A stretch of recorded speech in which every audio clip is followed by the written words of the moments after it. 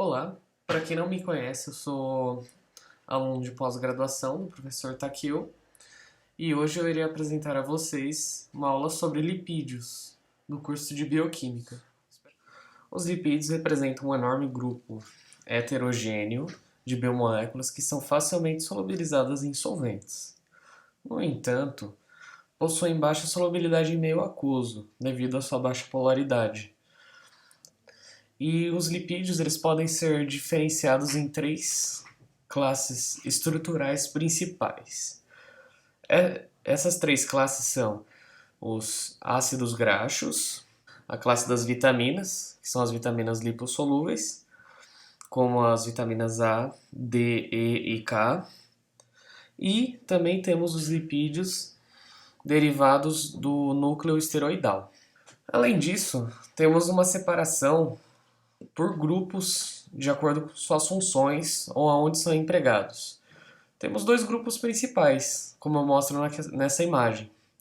Os grupos dos lipídios de armazenamento de energia, isso inclui os triacilgliceróis, que eu vou explicar futuramente. Essa classe aqui ela é um pouco mais neutra em relação à polaridade. E outra classe principal, que é a maior delas, são a dos lipídios presentes em membranas, onde temos polaridades maiores em relação aos triacilgliceróis. Os lipídios possuem uma grande importância para os organismos, além de participar de várias reações bioquímicas, são importantes para o armazenamento de energia na forma de gorduras e óleos, e também são importantes como componentes essenciais de membranas. Vale lembrar que a bicamada lipídica das membranas celulares são compostas de fosfolipídios. Outras empregabilidades importantes para os lipídios são na forma de pigmentos, hormônios, vitaminas e moléculas sinalizadoras, e também podem atuar como cofatores. A composição dos lipídios se dá por longas cadeias de carbonos e apresentam funções químicas características, como uma das principais, são os ácidos carboxílicos, que se encontram nessa ponta da cadeia, formando os ácidos graxos, e também temos a presença de ésteres. Através de reações de esterificação, podemos encontrar ésteres, por exemplo, na molécula de triacilglicerol. Entre essas principais funções químicas características, também podemos encontrar fosfato, sulfato e também aminas, no caso dos esfingolipídios.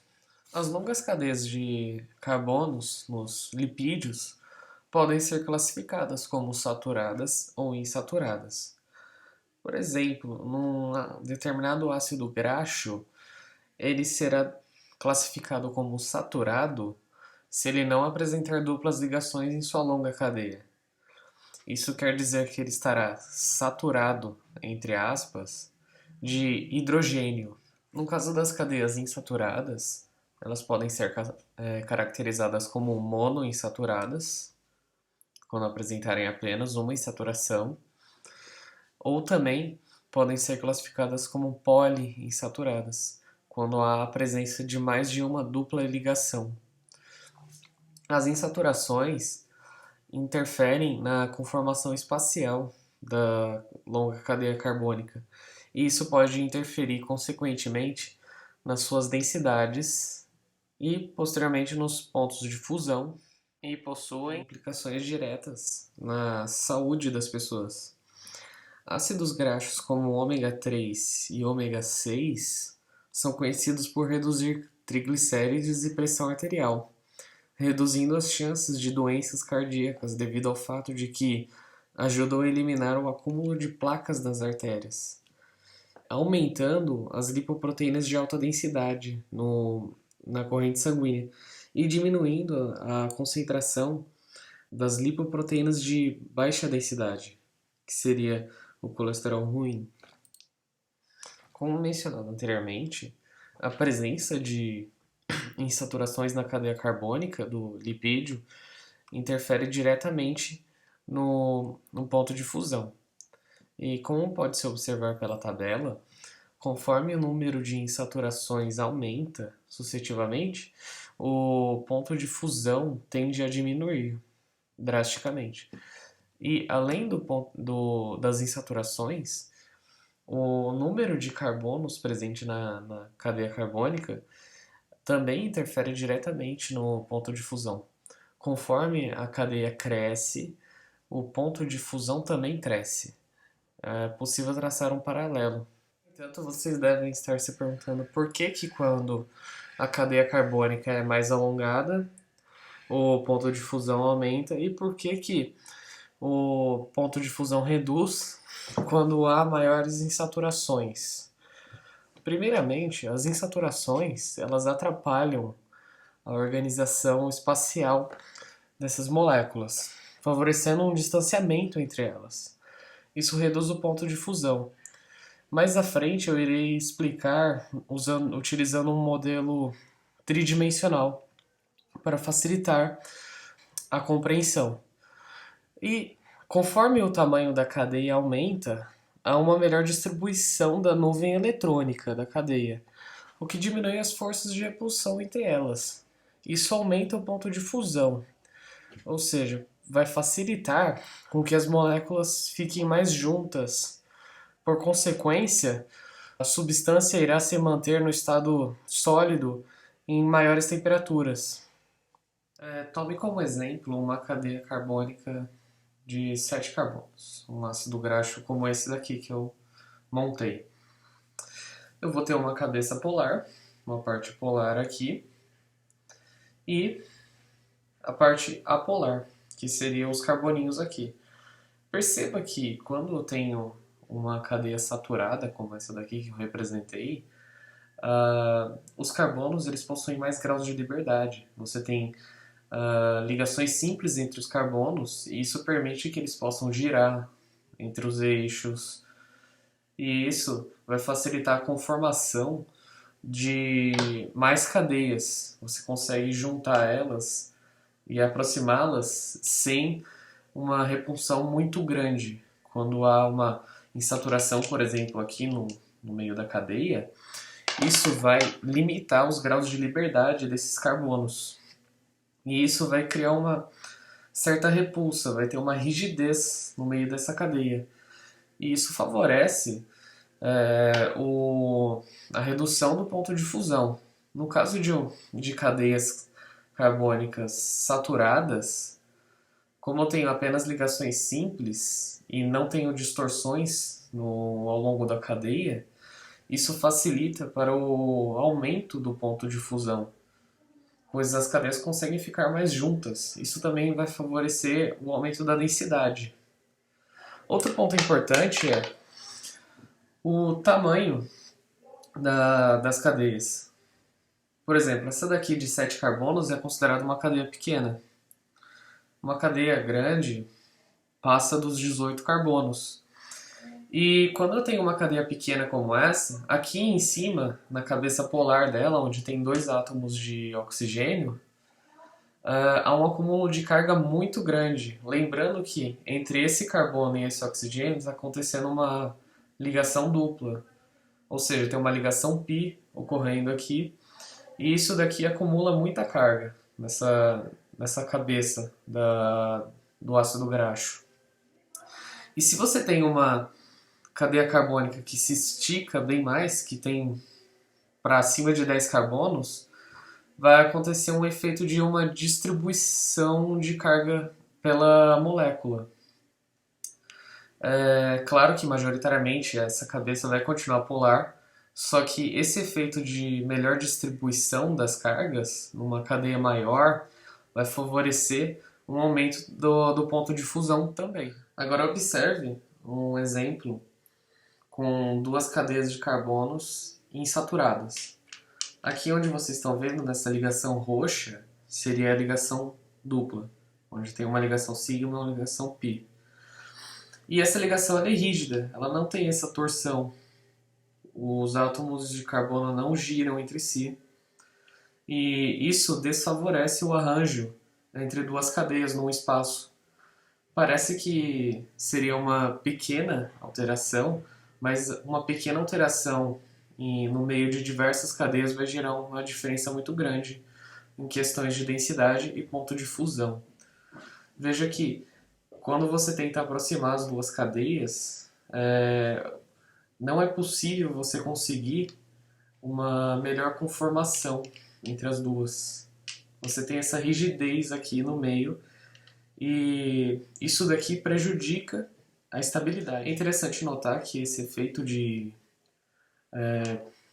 prejudica a estabilidade entre as moléculas, havendo uma ligação dupla aqui no meio da cadeia, que vai causar até uma certa distorção na cadeia. Você vê que você pode conferir que ela fica levemente inclinada para o lado. Esse fenômeno de desestabilização também ocorre não apenas nos lipídios, nos ácidos graxos. Isso pode ser observado também em cadeias de polímeros. Polímeros que apresentam uma ramificação lateral possuem um ponto de fusão geralmente mais baixo do que os polímeros que são cadeias contínuas, como o polietileno. Devido ao fato de que a temperatura de fusão dos compostos varia de acordo com o grau de insaturação e o tamanho da cadeia, as gorduras que se encontram em estado sólido à temperatura ambiente são compostas majoritariamente por ácidos graxos com cadeias maiores e saturadas. E os óleos, por sua vez, se encontram no estado líquido, pois o nível de insaturação das cadeias é maior. Por fim, os óleos e as gorduras não são compostos diretamente de ácidos graxos. Eles são compostos de triglicerídeos. E os triglicerídeos são compostos de 3 ácidos graxos que podem ou não ser diferentes entre si, em conjunto com uma molécula de glicerol, através de uma reação de esterificação. Os triglicerídeos podem ser classificados como simples ou mistos. Os simples são os triglicerídeos que apresentam os 3 ácidos graxos conectados à molécula de glicerol sendo iguais entre si. E os triglicerídeos mistos são aqueles que apresentam cadeias diferentes entre si, que é o que mais ocorre em meios biológicos.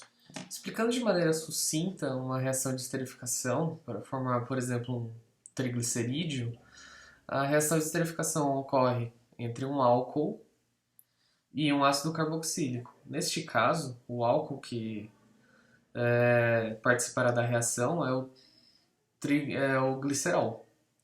E observe que ele tem 3 funções álcoois pela molécula, onde será encaixado 3 cadeias carbônicas de ácidos graxos, formando um triglicerídeo. Pois bem, a reação ocorre devido ao fato de que o carbono presente na função ácido carboxílico da cadeia do ácido graxo possui uma deficiência de elétrons. Ele está conectado a 2 átomos de oxigênio, e os átomos de oxigênio são extremamente eletronegativos. E a eletronegatividade desses átomos de oxigênio irá puxar a nuvem eletrônica, causando uma distorção de cargas. E isso vai gerar uma leve carga positiva nesse carbono. E essa leve carga positiva já basta para que ocorra um ataque do par de elétrons livres do oxigênio na função álcool do glicerol, causando um estado de transição e formando uma nova ligação. E após a formação dessa nova ligação, esse álcool, esse oxigênio que está na função do ácido carboxílico será um grupo de saída. Ele vai se deslocar, puxando o par de elétrons do carbono, da função ácido carboxílico, e dará lugar ao oxigênio da função álcool do glicerol,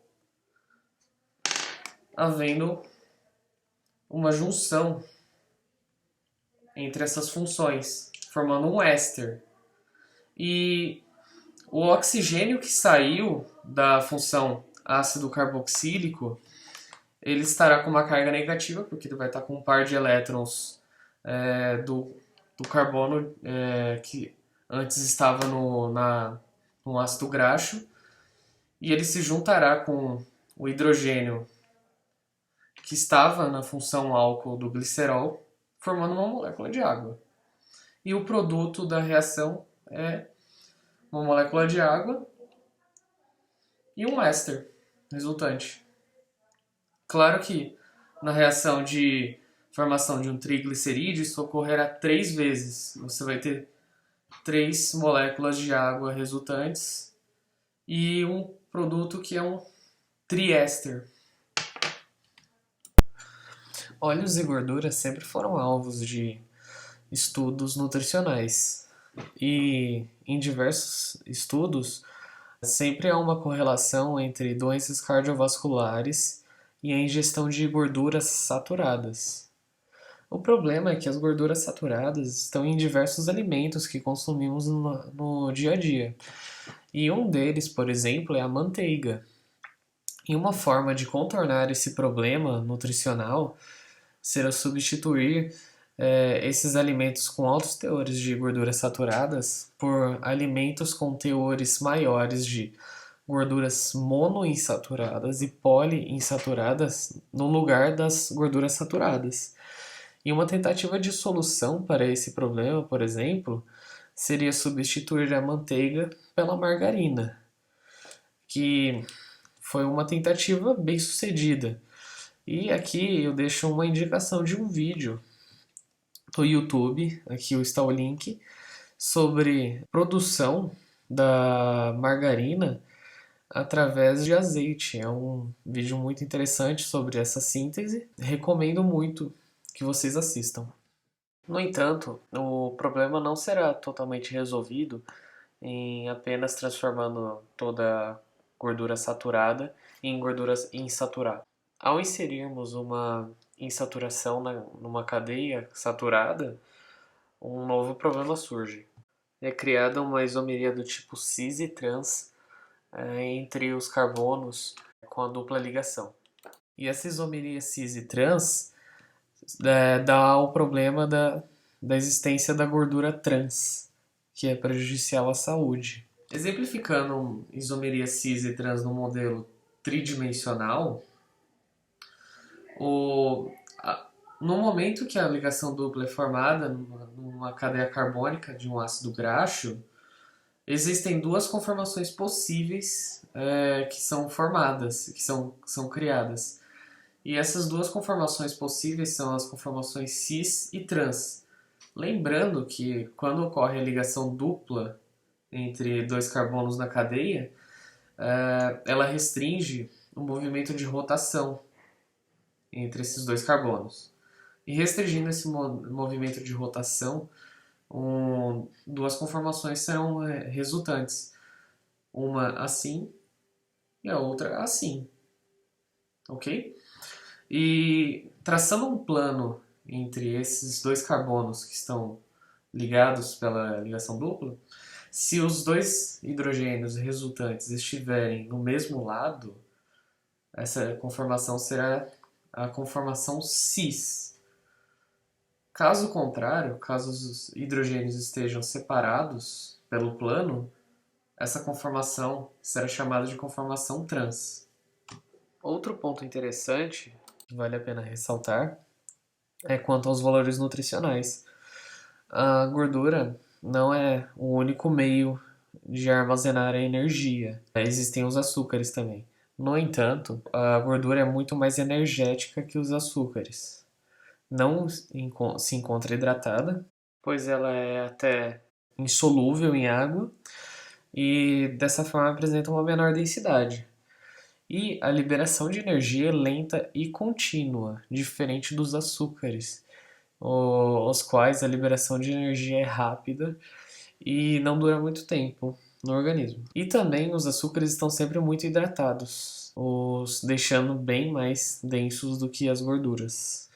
Os triglicerídeos, além de possuírem uma importância bioquímica para organismos vivos como nós, eles possuem uma importância histórica para a humanidade, pois a partir de triglicerídeos que conseguimos obter moléculas de sabão, por exemplo. E as moléculas de sabão são produzidas a partir de uma reação de saponificação. E essa reação de saponificação é a reação entre um triglicerol e 3 moléculas de uma base forte, podendo ser hidróxido de sódio ou hidróxido de potássio, que é esse o caso. E a reação entre esses elementos irá produzir 3 moléculas de sabão e uma de glicerol. E as moléculas de sabão possuem uma cadeia apolar comprida e uma cabeça polar. E o interessante de se observar é que essas moléculas de sabão, elas são nada mais nada menos do que os sais dos ácidos graxos que reagiram com o glicerol, produzindo o triglicerídeo de origem. Bom, e como que as moléculas de sabão limpam efetivamente? Elas limpam através da formação de micelas. As micelas são formadas separando o meio aquoso de um meio apolar, carregando a sujeira em seu interior, permitindo seu deslocamento com o auxílio de água corrente. Ou seja, aqui no meio, onde conterá a sujeira, por exemplo, estará interagindo com as longas cadeias carbônicas, que é um meio apolar. Aqui dentro será formado um meio apolar. E por fora, as cabeças polares das moléculas de sabão irão interagir com a água que está em volta, com o meio aquoso. E dessa forma, através de água corrente, é possível eliminar sujeiras em superfícies. Como mencionado no começo da aula, os lipídios são separados entre os lipídios de membranas e os lipídios de armazenamento. Os lipídios de armazenamento são os triglicerídeos, já retratados aqui. No entanto, temos uma outra classificação, uma outra forma de separar esses lipídios, que é através do seu esqueleto. Os lipídios que possuem como esqueleto o glicerol podem ser os triacilglicídios, já tratados, e também inclui os glicerofosfolipídios, que, por exemplo, constituem as bicamadas de fosfolipídios de membranas celulares. Um exemplo mais clássico seria esse. Além do esqueleto de glicerol, temos lipídios com o esqueleto de esfingosina, que são os esfingolipídios, que serão retratados adiante. Dando continuidade às classificações, começaremos pelos glicerofosfolipídios. Ainda tratando-se de lipídios com esqueleto de glicerol, os glicerofosfolipídios são diacilgliceróis ligados a um álcool por uma ligação fosfodiéster. O que podemos ver de diferença aqui entre um glicerofosfolipídio e triacilglicerídeos é que no lugar de onde seria uma outra cadeia de ácido graxo, temos aqui um ortofosfato e ainda ligado com um grupo cabeça aqui que pode ser esses seguintes substituintes. Em geral, os glicerofosfolipídios são mais conhecidos por serem responsáveis pela formação da bicamada fosfolipídica encontrada em membranas celulares. Estas membranas possuem a importante função de dividir o meio externo do meio interno das células. No entanto, essa divisão não pode ser 100% rígida, pois isso afetaria o funcionamento das células. Um certo grau de fluidez deve ser mantido para que as células trabalhem de forma normal. E esse grau de fluidez dependerá diretamente da insaturação das cadeias carbônicas da bicamada fosfolipídica. Essas proporções podem variar de acordo com a temperatura na qual os organismos ou células são condicionados a trabalhar. Também pode ser observado que em bactérias e em células de mamíferos, quanto maior a temperatura de funcionamento ou do ambiente no qual elas se encontram, maior será a proporção de ácidos graxos saturados entre essas cadeias, e o contrário também é válido. Quanto menor a temperatura na qual esses organismos estão sujeitos a trabalhar, maiores graus de insaturação serão observados nessas cadeias carbônicas ligadas aos esqueletos de fosfoglicerol. Chegamos à classificação dos esfingolipídios. Mas afinal, o que podemos ver de diferente nessa estrutura? Pois bem, a estrutura dos esfingolipídios será diferente dos demais vistos anteriormente, como triglicerídeos ou glicerofosfolipídios, pois o esqueleto agora muda. O esqueleto agora não é mais de glicerol. Agora vemos como esqueleto uma esfingosina, e a esfingosina é uma amina graxa. Além disso, podemos observar que os esfingolipídios apresentam ácidos graxos conectados com uma cadeia carbônica de pelo menos 20 carbonos. Ou seja, são cadeias bem longas que são conectadas aos esfingolipídios.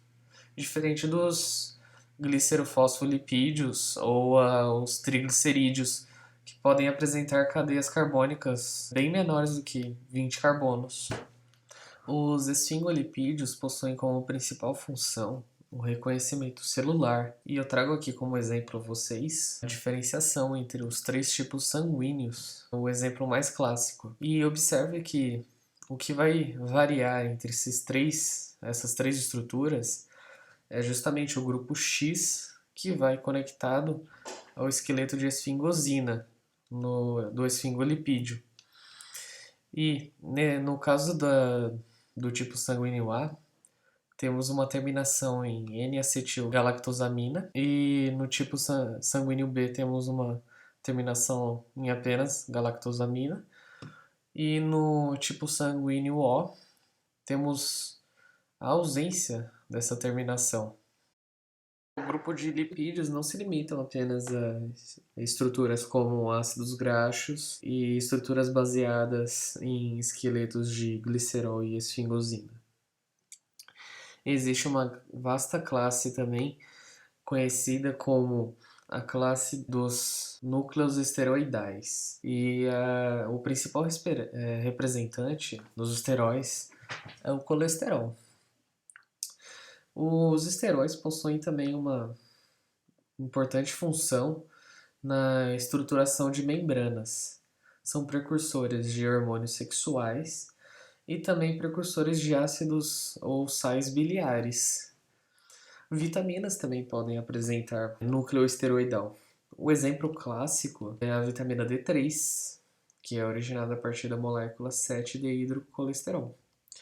E observe na estrutura dessa molécula que esses 4 anéis são da estrutura do colesterol.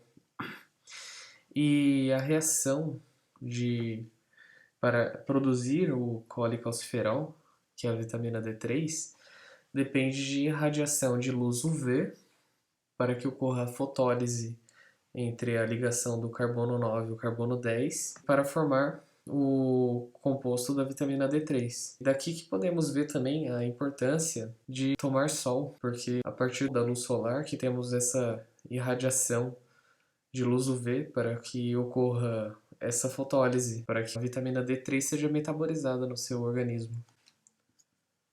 Também existem os hormônios esteroidais, os quais são derivados do colesterol. Os hormônios esteroidais não possuem as cadeias alquila, Observe esses dois exemplos de hormônios esteroidais que trago para vocês. Diferente da estrutura do colesterol, eles possuem essas 4 cadeias aqui, porém não possuem essa cadeia alquila aqui do colesterol, o que torna os hormônios esteroidais relativamente mais polares do que o colesterol em si. Dessa forma, eles também podem circular pela corrente sanguínea e agir à distância. Os hormônios sexuais são os principais exemplos desses hormônios esteroidais, como exemplo aqui a testosterona e o estradiol. Bom, e por fim, também entramos na classe das vitaminas lipossolúveis, que são as vitaminas A, D, E e K. Embora não sejam esteróis, falta aqueles 4 anéis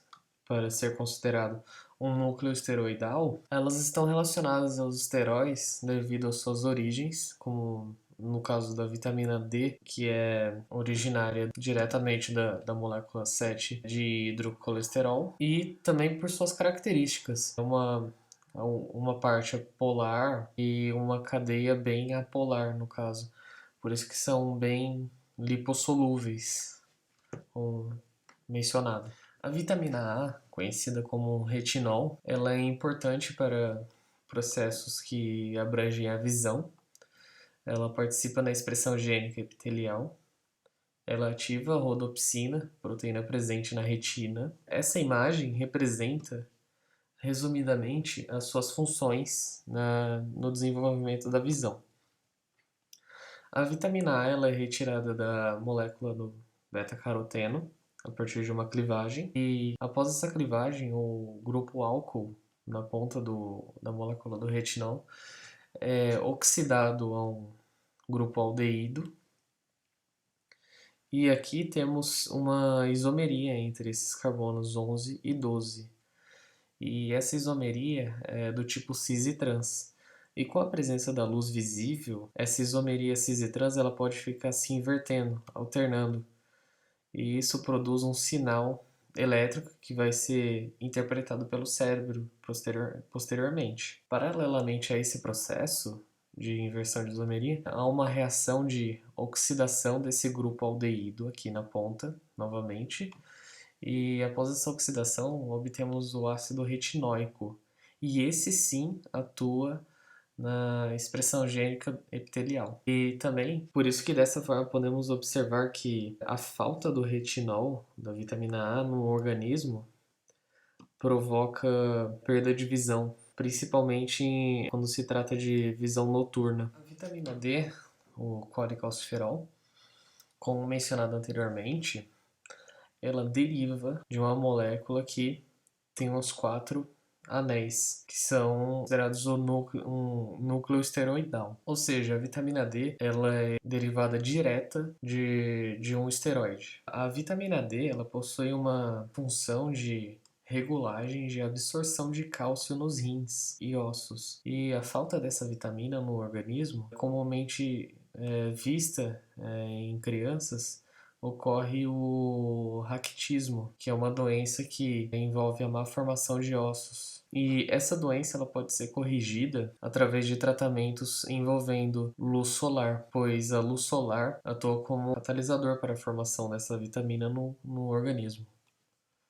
A vitamina E, conhecida como tocoferol, possui uma ação antioxidante, atua principalmente na proteção da membrana celular contra radicais livres. A proteção funciona da seguinte forma: dada a estrutura do tocoferol, pode-se observar que nessa ponta aqui da estrutura existe um anel aromático, e esse anel aromático rico em elétrons, que é uma concentração grande de elétrons, atua como um alvo preferível aos radicais livres do que as membranas celulares. Ou seja, o tocoferol ele atua como entre aspas, um colete à prova de balas aos radicais livres, pois os radicais livres no meio celular ou extracelular irão preferir atacar primeiro esses anéis aromáticos do tocoferol do que a membrana celular.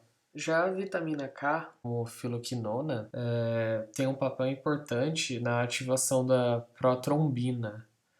A protrombina é uma proteína importante no processo de coagulação. Este anel aqui, esses dois anéis conectados a esses dois oxigênios na estrutura da filoquinona, eles vão oxidar para ativar a protrombina. Assim, com a protrombina ativada, o processo de coagulação segue adiante. Indivíduos com deficiência de vitamina K têm problemas sérios com coagulação. Tá aí a importância da presença da vitamina K no organismo. E para finalizar a aula, eu gostaria de comentar brevemente sobre os eicosanoides.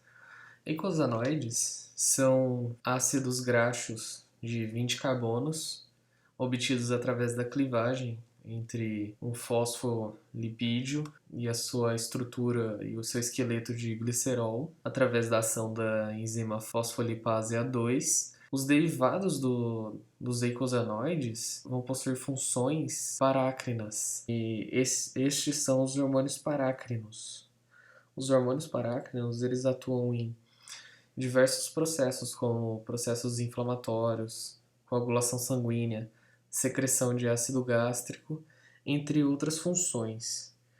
Um exemplo típico de hormônio parácrino seria a prostaglandina, que atua nos processos inflamatórios e na secreção de ácido gástrico, diminuindo a secreção de ácido gástrico. Os hormônios parácrinos eles agem nas células próximos ao ponto de síntese, ou seja, em locais onde há inflamação. Outro ponto relevante é que os eicosanoides e seus derivados, que são os hormônios parácrinos, são alvos de diversos estudos farmacológicos. E para quem se interessou pelo tema em relação aos hormônios parácrinos e a ação dos derivados dos eicosanoides, eu recomendo a playlist desse canal de farmacologia.